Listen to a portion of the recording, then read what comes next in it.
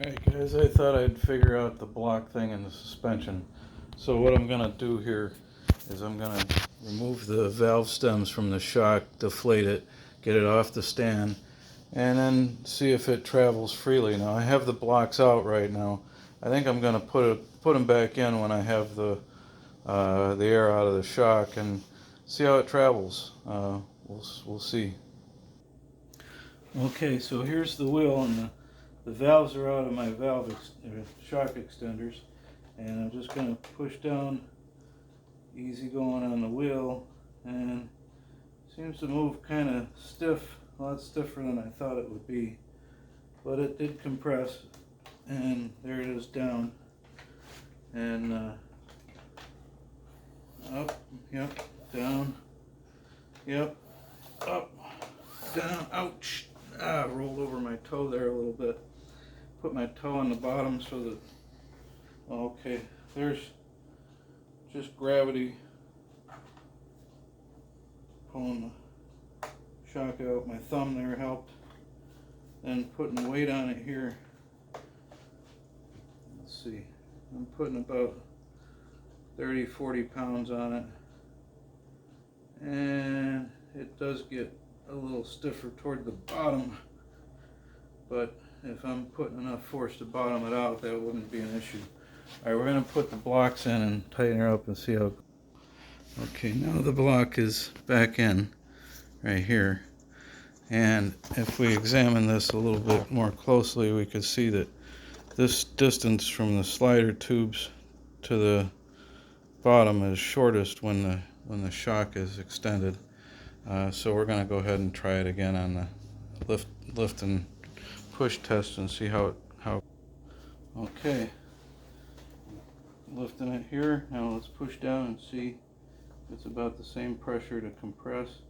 Yeah, there's no sticking at the top here, so that really, I think, eliminates the concern about misalignment.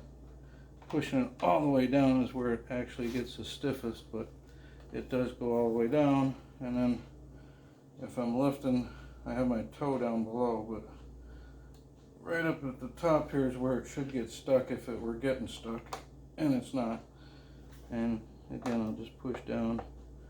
I'm only leaning about 10-20 pounds on my body. Now the whole thing is slow sliding and stiff. Much more than I thought it would be, which kind of implies friction in the other joints. One thing I can say here, if we grab a little Allen wrench, is when I turn these, at least before I deflate it here, it never seemed to, well, I didn't have the access to the back, and that just tightened a little. I'm surprised.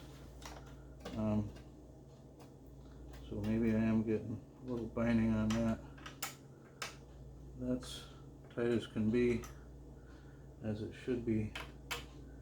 And this one turns, but it isn't getting tighter. This one, when I turned it, it just got tighter. Oh no, it's still turning free.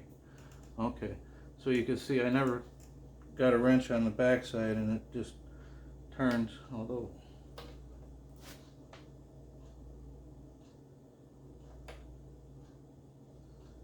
yeah, that's tightening and loosening. I can see the washer moving, and so I'll just make it so the washer's just kind of snug. Let's see about this side.